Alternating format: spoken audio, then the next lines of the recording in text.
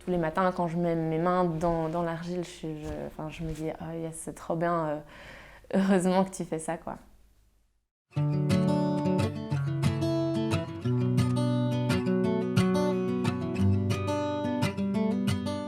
Donc je m'appelle Alicia, je suis céramiste ou potière, ça veut dire la même chose. Donc ça veut dire que je travaille la terre, l'argile, la porcelaine. Je fais ça dans mon atelier dans le centre des Marolles. Et donc ici je crée des objets en argile, que ce soit des objets utilitaires ou décoratifs. Et je donne des cours, donc j'essaie de transmettre ma passion dans ce lieu. Dans mon quotidien, je fais plus des commandes, surtout en ce moment parce que, donc, mine de rien, installer un atelier, c'est quand même pas mal de frais et de responsabilités. Donc je vais plus facilement faire des pièces utilitaires parce que je sais que c'est ce que les gens ont besoin. Et ça me fait déjà plaisir de me dire qu'ils ont une pièce unique qui ne vient pas de chez Ikea, qui n'est pas pareil à toutes les autres dans toutes les autres maisons.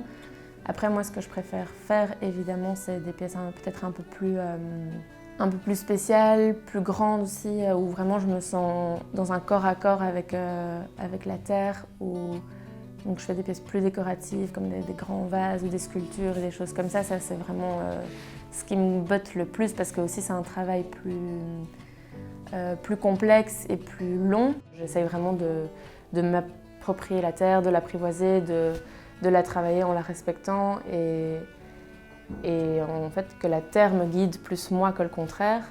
C'est vraiment devenu thérapeutique pour moi. Je ne le vois pas comme un artisanat juste où je crée des objets à la chaîne, mais vraiment mettre beaucoup d'âme et d'amour dans chaque pièce et qu'elle soit unique, quoi. En tout cas, ce que j'espère insuffler dans mon travail et la démarche qu'il y a derrière, plus comme je le disais, le côté thérapeutique et voir l'argile comme un médium de bien-être, où je dis souvent que c'est un peu le yoga des mains, et oui, que ça devienne une thérapie pour les gens qui s'y mettent. Les fragilités et les forces des personnes se révèlent assez rapidement quand elles est face à un bout de terre. En fait, on redevient un peu un enfant. J'ai souvent remarqué qu'on était tous très forts en contrôle, à essayer de maîtriser la terre, de faire en sorte qu'elle obéisse un peu à nos gestes. Et puis il y a beaucoup de frustrations qui naissent quand ça ne fonctionne pas. Donc en fait, on est en général très très dur avec nous-mêmes quand on apprend quelque chose. Et donc pour moi, là, c'est un peu l'occasion d'apprendre aux gens à lâcher prise, à se faire confiance, à aller en douceur et d'écouter vraiment leur ressenti, leur corps avec la matière. Quand ces personnes-là sortent d'ici, elles sont vraiment ressourcées et se disent ce truc-là, je peux l'appliquer à plein de domaines de ma vie. À la base, j'ai étudié l'architecture d'intérieur et en fait, c'est vraiment par hasard dans un de mes cours en première année de bac que j'ai été mise un peu sur la route de la céramique parce qu'on a dû créer un projet en céramique.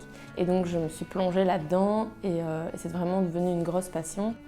Enfin, j'en ai fait vraiment mon hobby et occupation principale à côté de mes études. Donc j'ai fréquenté plusieurs ateliers à Bruxelles. Et puis en fait, à la fin de mon bachelier, je me suis rendu compte que ça prenait vraiment une très grosse place dans ma vie. Donc j'ai arrêté mes études. Enfin, j'ai été diplômée et puis je suis partie 2 ans en voyage et ça a été vraiment la ligne conductrice de mon voyage. Donc je me suis formée en allant de village d'artisans en village d'artisans. Quand je vais travailler pour continuer à voyager, j'allais chez des céramistes, je stockais à la porte et donc ils me prenaient comme stagiaire et me partageaient un peu leur savoir-faire.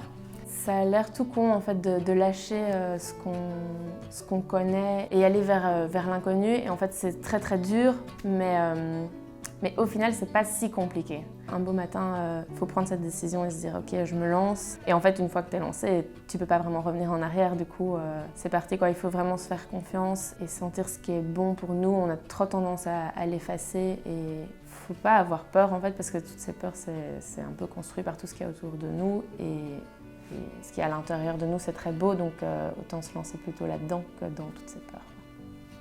Le fait que beaucoup de personnes dans mon entourage m'aient dit que c'était impossible de pouvoir vivre de ça, enfin, même mes parents ont vu que pendant 2 ans, j'ai vraiment eu du mal et je continuais quand même si je le faisais complètement bénévolement, que j'avais aucune rentrée d'argent ou quoi.